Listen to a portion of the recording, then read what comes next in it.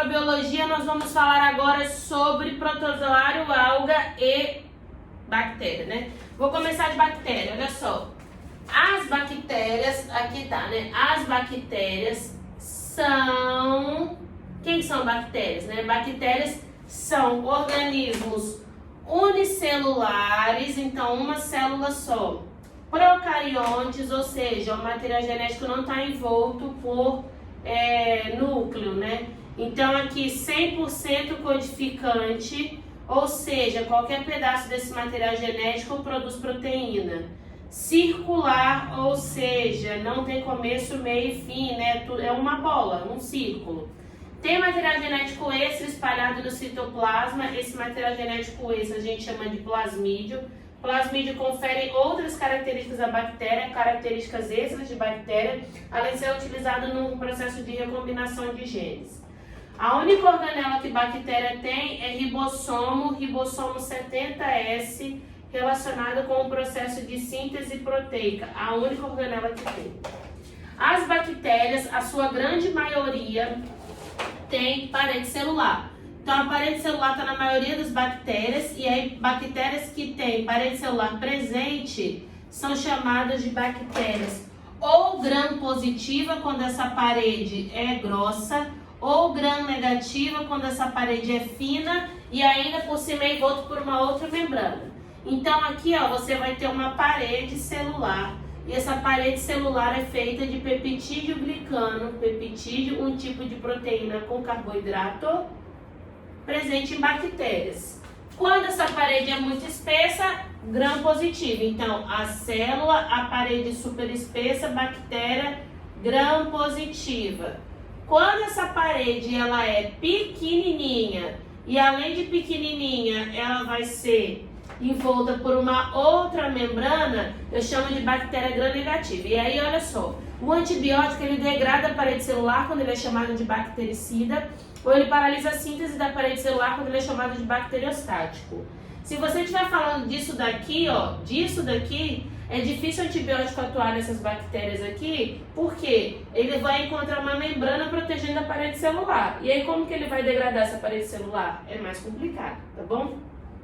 Agora, existem poucas bactérias, mas existem, em que a parede celular está ausente. E aí, bactéria que tem parede celular ausente, a gente chama isso de micoplasma. E micoplasma é considerado um tipo de bactéria exótica, ou seja, um tipo de bactéria diferente, né? Bactéria, deixa eu escrever aqui para vocês não se confundirem. Um tipo de bactéria exótica, ou seja, uma bactéria que é diferente das outras. Quem que são bactérias exóticas? Uma é o micoplasma, porque não tem parede celular. A outra a gente chama de actinomiceto, bactérias que parecem fungo. Tem um corpo de hifa, tipo fungo.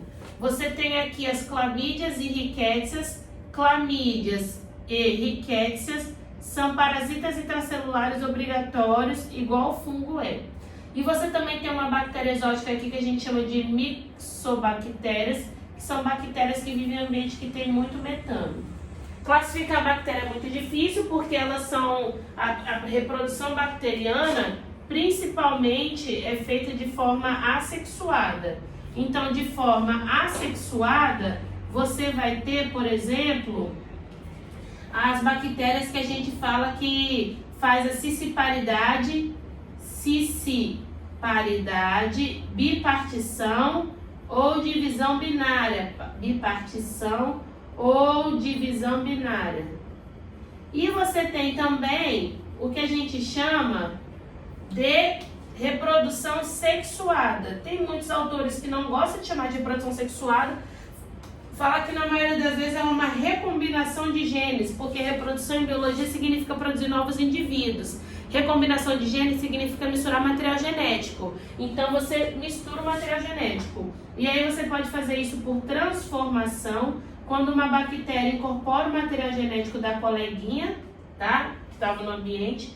Você pode ter a transdução. A transdução precisa de um vetor viral. Então o vetor viral pega o material genético de uma bactéria e leva lá para outra bactéria.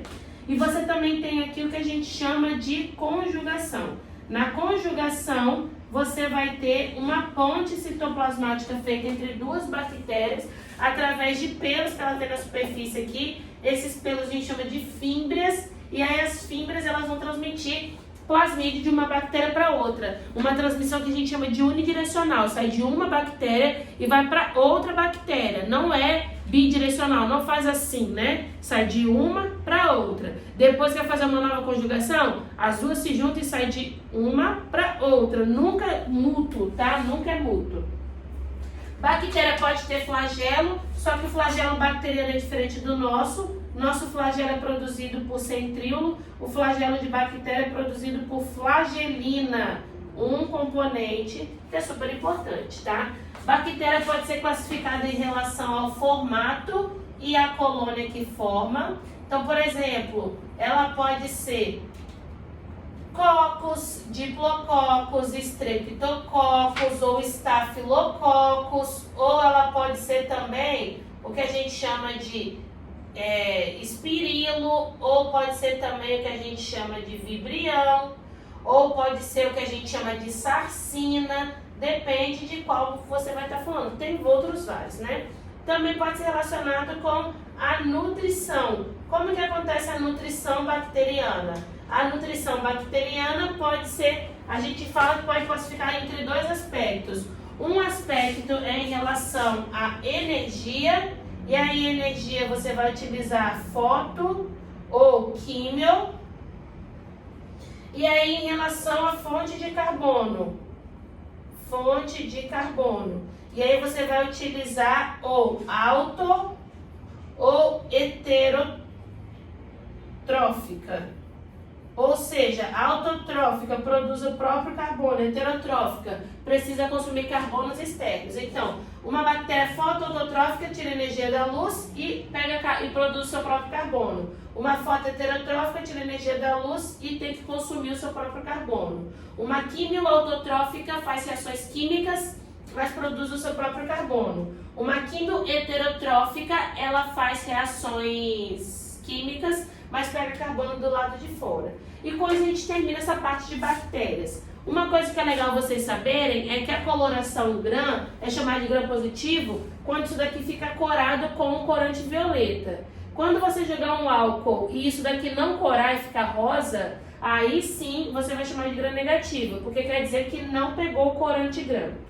Para terminar esse vídeo, nós vamos falar dos protistas, tá? O reino protista é considerado um reino totalmente polifilético. Camila, o que é mono, poli e parafilético? Monofilético é quando você está agrupando todo mundo que tem o mesmo ancestral comum. Então, por exemplo, quando eu estou falando agora das eubactérias, eu vou estar falando de organismos que são monofiléticos, porque eu estou colocando todo mundo que veio de um mesmo ancestral.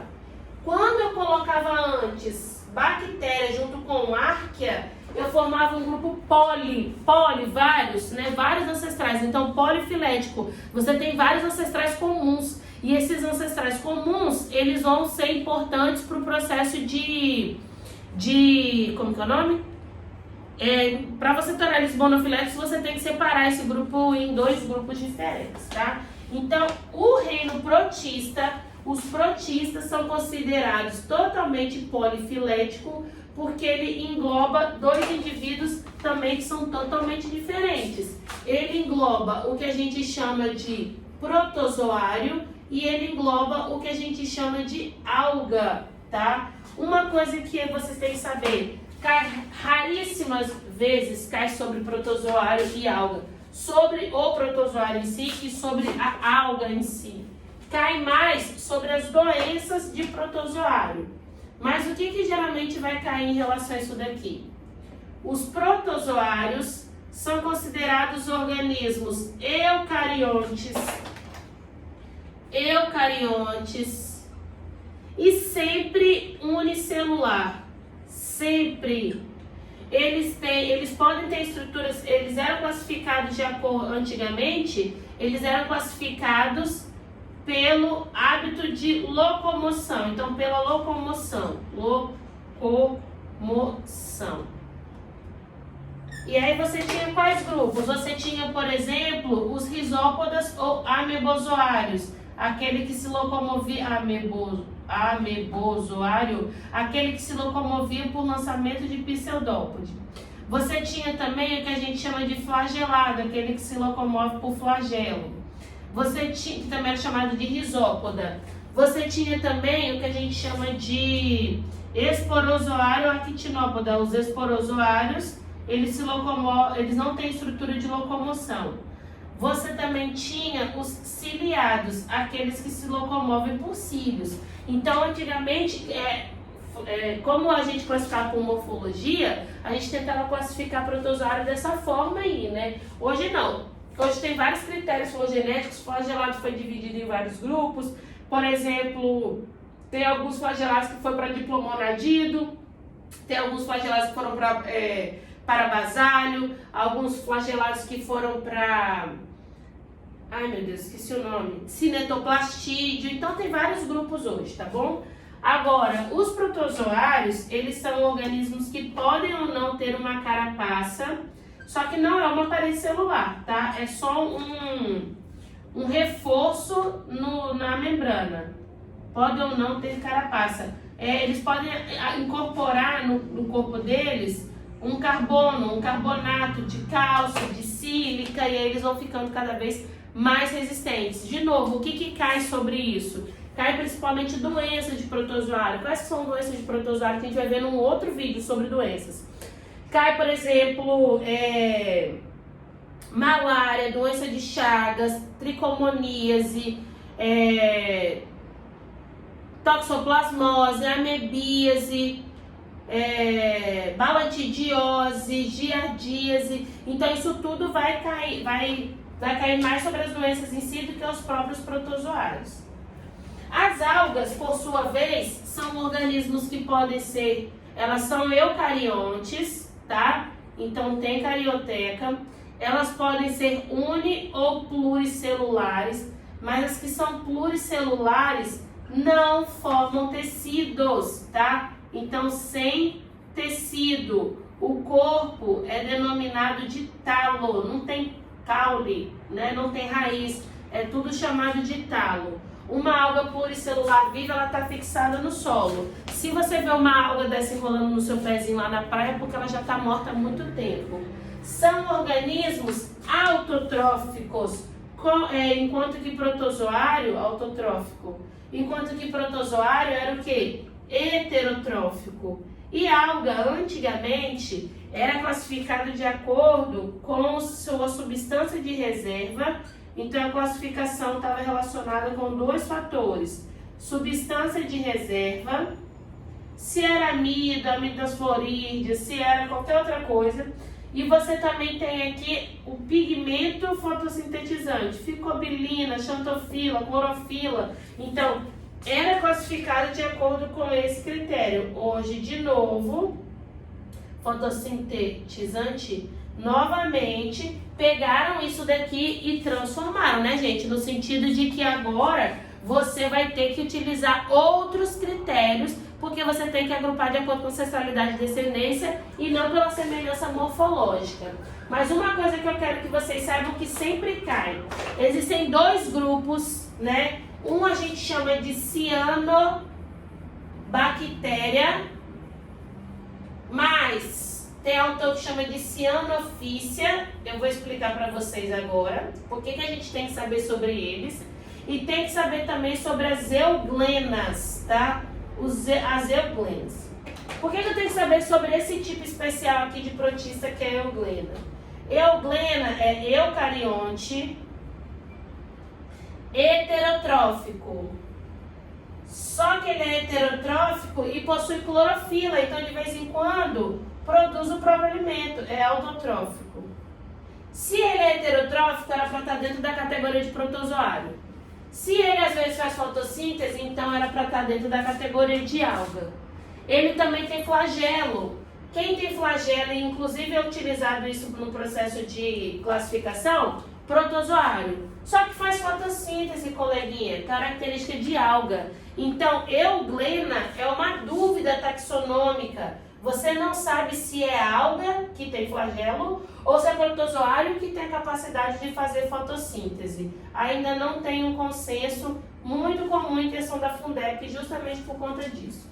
Agora você tem as cianobactérias e cianofícias, que é a mesma coisa. E é outra dúvida taxonômica. Por que isso daqui também é outra dúvida taxonômica? Porque quando você está falando de cianobactérias, são organismos unicelulares, tudo bem. Isso daqui serve tanto para bactéria quanto para alga, que são procariontes, então material genético solto no citoplasma. Então classificaria dentro do grupo de bactérias. Só que tem um monte de clorofila espalhado. Tem cloroplasto? Não. Mas tem um monte de clorofila espalhado, tá? Quem que é unicelular, autotrófico fotossintetizante? Alga. E aí começa de novo a dúvida taxonômica. Não se sabe se isso é uma bactéria com capacidade fotossintética, e aí entraria naquele grupo de fotoautotrófica, tá? De bactérias fotoautotróficas, ou se na verdade é uma alga que é procarioto. Então, de novo, entra na dúvida taxonômica. Se você vê escrito na sua prova cianobactéria ou cianofícia, está se referindo sempre ao mesmo organismo, que é unicelular, procarionte e que tem clorofila fora do cloroplasto. Mas mesmo assim tem a capacidade de fazer fotossíntese, tá? Porque ele utiliza a membrana da célula para poder fazer o processo de transporte de elétrons e prótons e enfim, né, do processo fotossintético. Então com isso a gente termina essa parte de microbio. Falamos de alga, falamos de bactéria, falamos de protozoário, de fungo e de vírus, né, que não entra na categoria de ser vivo oficialmente, mas que está muito frequente nos vestibulares. Qualquer dúvida é só me perguntar no plantão. Beijo, bora pro próximo vídeo. Tchau!